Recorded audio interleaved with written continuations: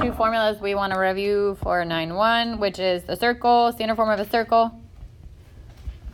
X minus h squared plus y minus k squared equals 1. Or sorry, equals a radius squared. Starting to get ahead of myself for today.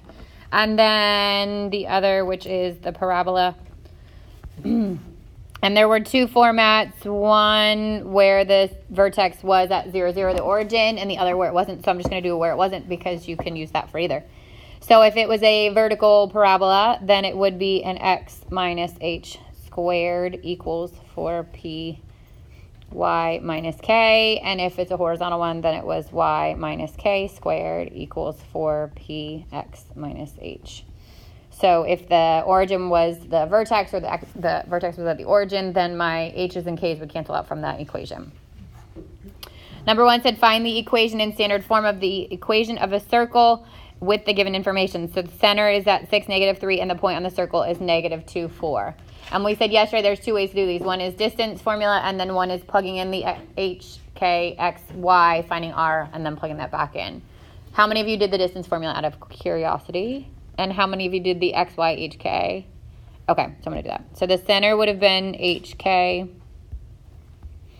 and the point on the circle x, y, and I would plug it in. So x minus h squared plus y minus a -3 becomes +3 squared equals the radius squared. This is -8, +7, 64 plus 49.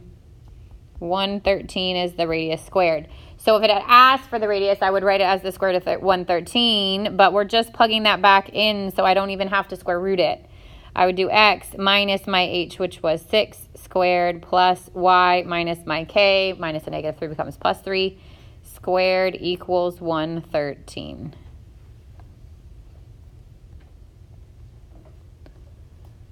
Raise your hand if you got it right. Okay, good. Number 2, write the equation of the circle in standard form, then identify its center and the radius. So this time we're back to completing the square. We have to complete it twice. I said it yesterday, but I'll say it again. Complete the squares is definitely a skill you need to master. If you are still shaky on it, then look back. That's chapter 2, that's the beginning of chapter 2, because we're going to do some more even today with ellipses. It does not go away. So the first thing I'm going to do is group together my x's and my y's, and bump the 17 to the other side. Now this time there's something attached to both the x and the y. Yesterday we did it when we got to parabolas, but this is happening now. So I have to get rid of that. I either have to factor it out of the individual pairs, or what's another option I could do? Good. I can multiply the whole thing by 1/9 or divide by 9. I would only recommend that if everything on the left side is divisible by that same number. Otherwise, it gets really ugly. It does put a fraction on the right-hand side, but that fraction is going to come eventually anyway, so it's not a huge deal. But I would only recommend doing that if all of those things are divided by the same thing. We're going to get to one today in which they're not, so I'm going to walk through the process of how you would do it otherwise now. So I would take the 9 out of both of these, and I'd get x squared plus 6x. I'm going to leave that space because I'm going to fill it in. And I would take out the 9 here, y squared minus 4y. Leave this space. And then I want to complete the squares. So 6 divided by 2 is 3. 3 squared is 9. I'm going to add the 9 here. And typically I would add the 9 to the other side here. But because we took that 9 out, I have to accommodate for it. How do I do that? Good. So I'm going to multiply the 9 by the 9 that I would have on the outside, and this time I'm adding 81. Which means if I had taken out a negative, I'd be subtracting it instead of adding it. So pay attention to stuff like that. And then for this one, for the second one, -4. 4 divided by 2 is 2 squared, and I get 4. So I add the 4, and then again, I have to account for that 9. So 9 times 4 is 36. So these are 9 would go on the outside, perfect square, square root the first, square root the last, take the sign from the middle. 9 goes on the outside, square root the first, square root the last, take the sign from the middle. And then this is 117 minus 17, so that's 100. Standard form of a circle can't have anything in front of the parentheses, so I have to take now and divide everything by 9. So this is where it levels off. I'd end up with x plus 3 squared plus y minus 2 squared equals 100 over 9. So if you had divided by 9 in the beginning and got negative 17 over 9 on the right-hand side, then when you added, you would have had 81 over 9 and 36 over 9, and it would have ended up with 100 over 9 either way. So from here it says, identify the center and the radius. What's the center? Negative 3, positive 2, and the radius? Good. 10 over 3, square root both the top and the bottom.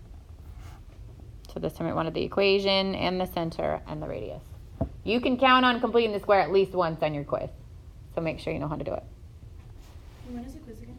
Monday. Yeah. All right, find the intercepts of the graph of the circle. So we talked about yesterday that finding the intercepts of a circle is the same way as finding everything else. If I want to find the x-intercepts, I'm going to plug 0 in for y. So I'd get x plus 5 squared plus negative 4 squared equals 25. X plus 5 squared plus 16 equals 25. X plus 5 squared equals 9. X plus 5 equals plus and minus the square root of 9, which is plus and minus 3. So I get negative 5 plus 3 and negative 5 minus 3, which is negative 2 and negative 8. So there are 2 x-intercepts. And then I want to repeat that process for the y-intercepts. This time I plug 0 in for x. So I'd get 5 squared plus y minus 4 squared equals 25. 25 plus y minus 4 squared equals 25. Y minus 4 squared equals 0. Plus or minus 0 is still 0. And y equals 4. And there are your intercepts. Questions on that one? Okay. And 4, write the standard form of the equation, vertex at 0, 0, focus at negative 2, 0. So now we've started to talk about parabolas. So yesterday I suggested giving yourself a visual. So if my vertex is at 0, 0 and my focus is at negative 2, 0, what direction is this parabola pointing? To the left, which means it is a y squared. And what's true about p? Negative. So the p-value comes from literally the distance between these. P would be 2. And then I already know the vertex is at 0, 0, so I can simply plug it in. It would be y squared equals 4p times x. So y squared equals 4 times negative 2 times x. Y squared equals negative 8x.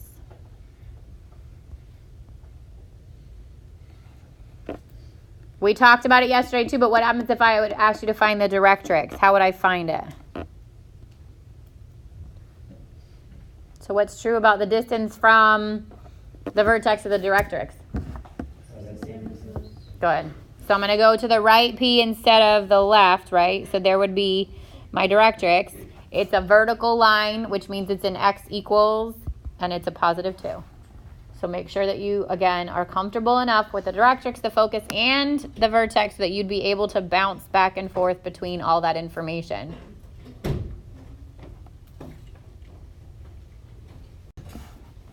Number 5, find the vertex, focus, and directrix of the parabola and sketch its graph. So again, completing the square. As soon as you see that you have a repeated variable, 1 raised to the power of 2 and 1 not, you know you're going to complete the square. The good news is with a parabola, you only have to complete it once. So I'm going to bump the 4x to the other side. So I get y squared minus 4y. Leave that space because I'm going to fill it in. Equals 4x. Take the 4 divided by 2. It's 2 squared. It's 4. Add it here and add it here. So this is y minus 2 squared equals 4x plus 4. But I can't leave the 4 attached to the 4, which means I have to factor it out. So y minus 2 squared equals 4 times x plus 1. There's my standard equation. And then from there, what's this graph going to look like? If it's a y squared and a positive p, it's going to face the right, right? So the vertex comes from the opposite of x and the opposite of what follows y. So the vertex It's negative 1, 2. How do I find P? Good. So this, whatever's in front of that non-squared term, right? So 4 would equal 4P. Divide both sides by 4, and P is 1. That means that if my vertex, so let me make this a little bit more accurate. If my vertex is at negative 1, 2, and I know this is facing to the right, that the focus is 1 unit to the right of it, which puts it at 0, 2. And the directrix is 1 unit to the left of it, and it's a vertical line, which is an x equals, and it would be a negative 2.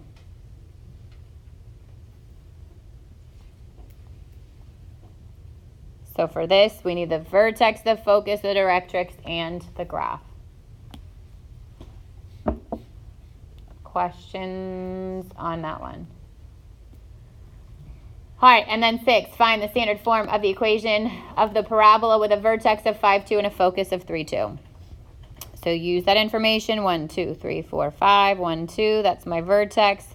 Focus, 1, 2, 3, 2, which means this is a parabola pointing which direction? Left, which means y is squared, but P is negative. P is, again, the distance from vertex to focus, which in this case, God bless you, is 2. So I would get y minus k squared equals 4px minus h, because the center is, or the vertex is no longer on the origin. Y minus 2 squared equals 4 times negative 2 minus 5. So y minus 2 squared, no, not in that color, equals negative 8x minus 5.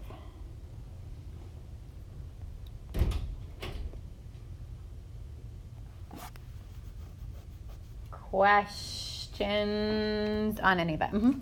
For number 5, Mm-hmm. like I don't get how you got x plus 1 on the right side. For the 4.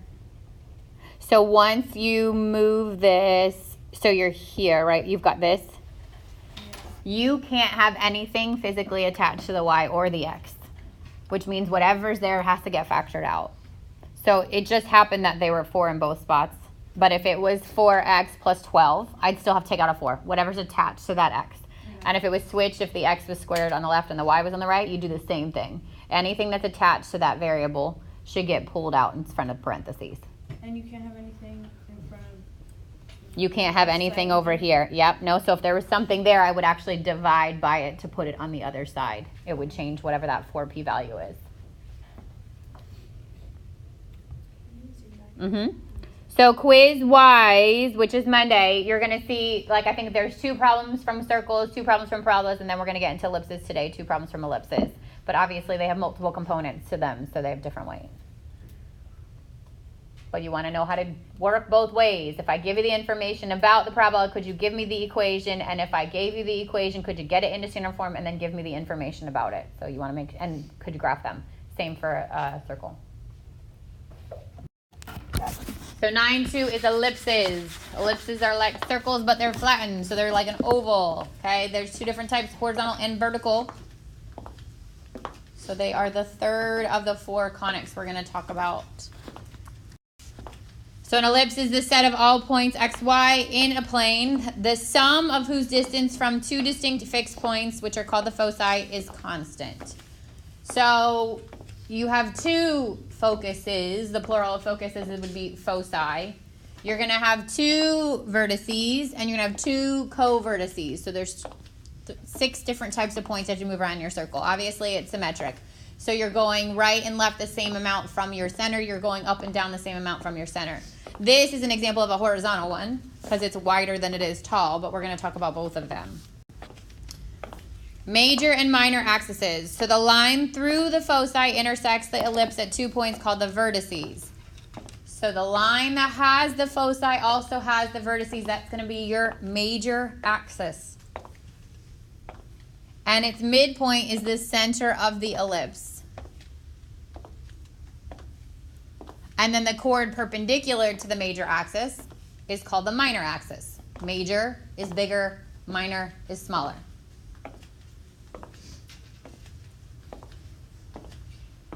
So the foci and the vertex and the vertices lie along the major axis. And then the other two endpoints, these are called co-vertices.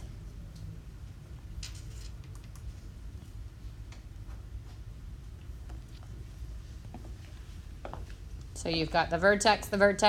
The foci would be along this line, which is your major axis, and then the co-vertices lie along the shorter line, which is your minor axis.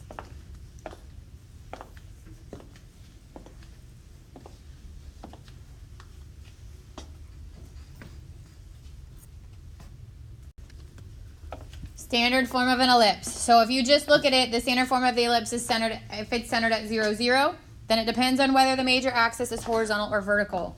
If it's horizontal, and you'll know this because the larger denominator goes under the x if it's horizontal, and the larger denominator goes under the y if it's vertical. If it's horizontal, then obviously it is wider than it is tall. Again, the foci and the vertices lie along that major axis, and the co-vertices lie along the minor axis. If it's vertical, then it's taller than it is wide, and the foci and the vertices lie along the vertical axis, and the co-vertices lie along the horizontal, which is the minor axis. Again, the larger denominator determines which one it is. If the larger denominator is under the x, then it's horizontal. If the larger denominator is under the y, then it's vertical. These are the equations. So x squared, this would be if there is a center at 0, 0. X squared over a squared plus y squared over b squared equals 1 is your horizontal. And honestly, the order here doesn't usually change. It usually still stays as x squared over b squared plus y squared over a squared. It's a plus, so the sign doesn't matter. I mean, the order doesn't matter. What does matter is which denominator gets the bigger number. So the a is the bigger number, which means the a squared is going to be the bigger number. If the a or the larger denominator is under the x, then it's horizontal. So if the a is under the x, it's horizontal. And if the a is under the y, then it's vertical. But the order of the x and y do not matter. So it matters when we get into hyperbolas. It does not matter for an ellipse because the plus doesn't matter, right? You can switch around a plus and it doesn't change. So the distance from the center to the vertices is your a. So because I'm at the middle, if I were to draw an ellipse, then I would find the center. So the center's here. And let's say it's a horizontal one, so it's wider than it is tall. Then the distance from the center to the vertices is your a. The distance from the center to your foci is your c. And the distance from the center to your co-vertices is b. So there's 3 values happening there, and the relationship between them is c squared equals a squared minus b squared. So it looks similar to Pythagorean theorem, except the sign is different, right? C squared equals a squared minus b squared. A squared is going to be bigger, so it always comes first. And a is the distance from the center to the vertices, which are along the major axis. B is from the center to the co-vertices, which is on the minor axis. And C is center to foci. Think foci has a C in it, okay? And then the other piece of information that's on here is that the length of the major axis is 2a, which should make sense. If I'm going from center to the right a and center to the left a, then that major axis should be 2 times a. And the length of the minor axis is 2b. I'm either going from the center to the right b, or center to the left b, or center up b and center down b. So that's the minor axis, and that should be 2b. So you could spend time trying to memorize that whole chart, but if you could just understand why to apply it, it's so much easier than trying to figure it out, because as soon as we shift the vertex, shift the center, the whole thing gets shifted.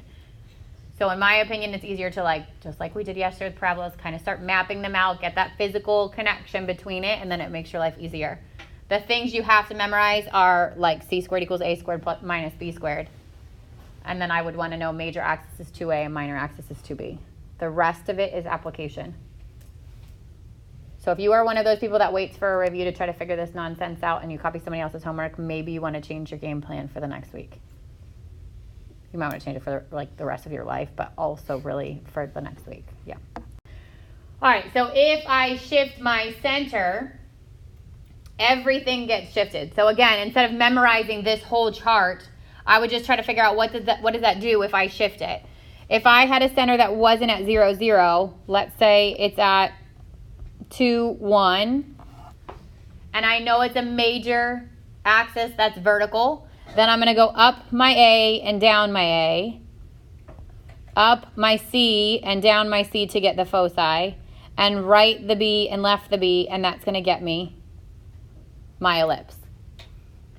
So wherever the center is, you want to establish where's your center, obviously, at some point, based on the information they'll give you, which we'll do a couple examples.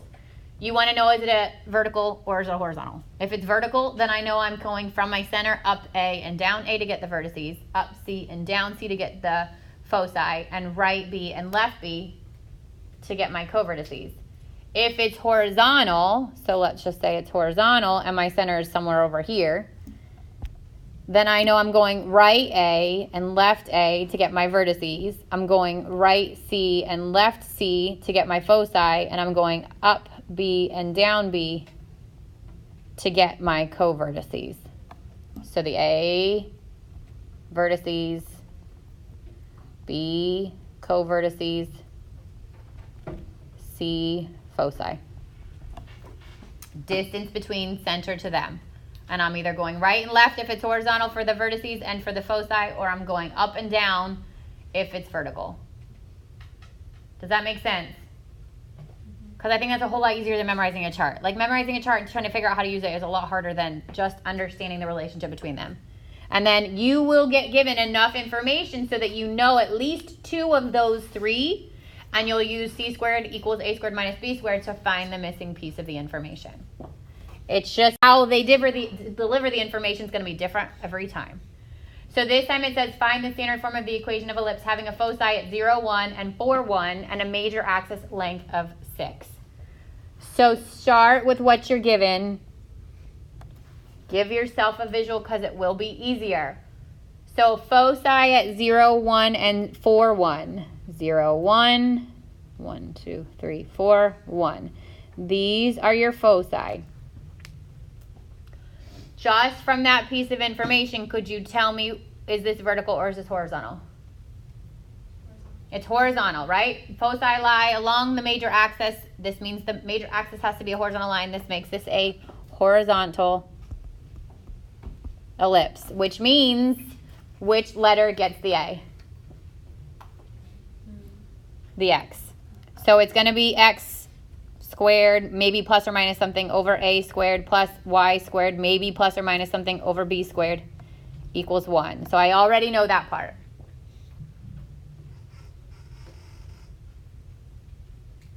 Now I can figure out my center. Where is that center in relationship to the 2 foci?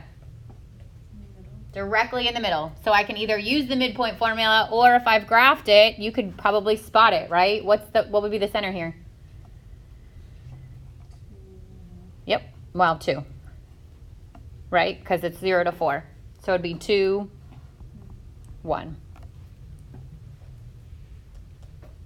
Now I've got my h and my k. So now I'm at x minus 2 squared plus y minus 1 squared equals 1.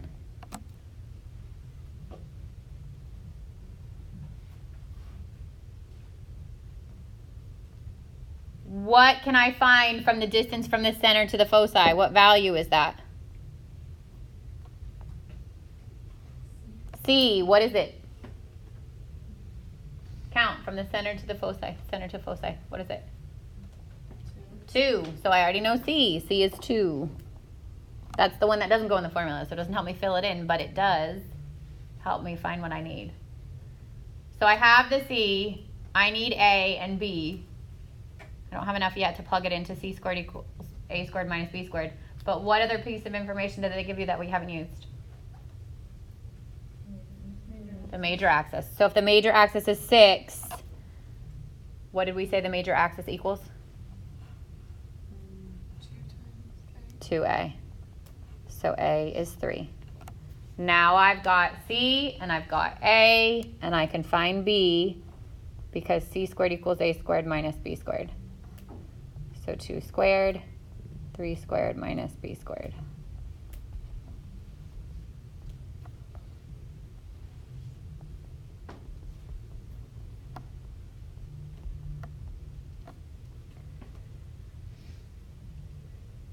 So if I square root the B, I would get square root 5, right? But when I plug it back into the equation, what do I do to B? I square it. So if I want to know exactly what it is to graph it, then I would go and I would actually square root B, or square root 5, so I get B. But to plug it in, I don't even need to square root it. I can just leave it squared. So we said the X got the A because it's on the major axis, which means A squared goes in the bottom here, which would be 9. And we said the B would go with the Y because that's the minor axis, and B squared is 5. And there's your equation. I didn't have to graph it, but if you wanted to, from your center, you would go out 3 in both directions for your A. Those would be your vertices. And root 5 would be a little bit bigger than 2, so I'd go up a little bit higher than 2, down a little bit lower than 2, and I'd have my ellipse.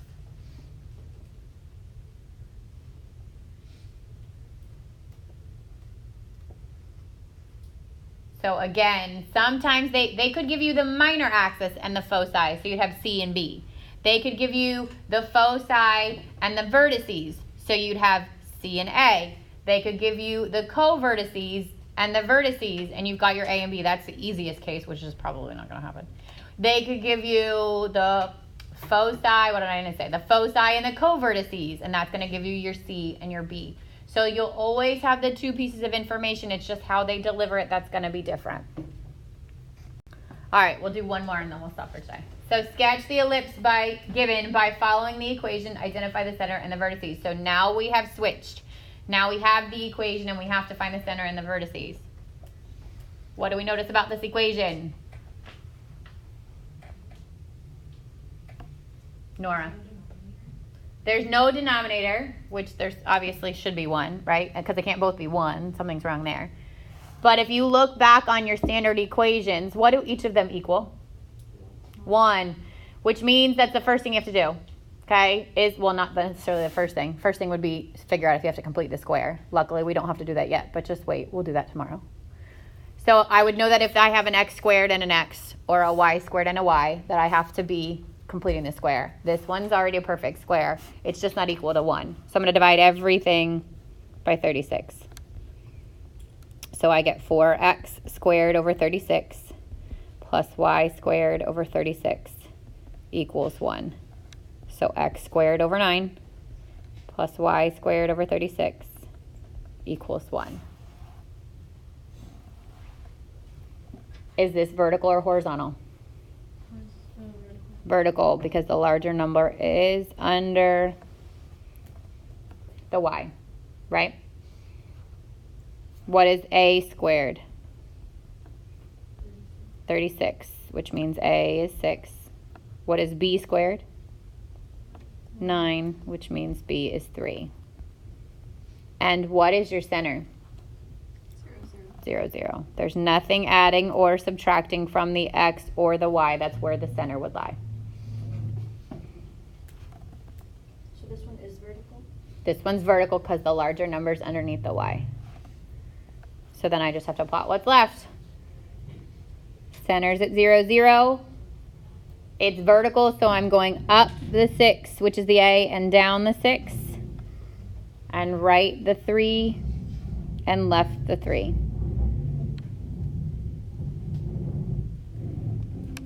So my center 0, 0. My vertices are 0, 6, 0, -6. And my co-vertices, if it asks for it, which it doesn't, is -3, 0, and 3, 0.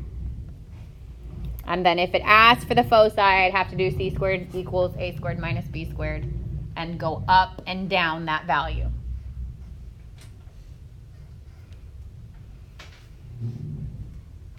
Questions?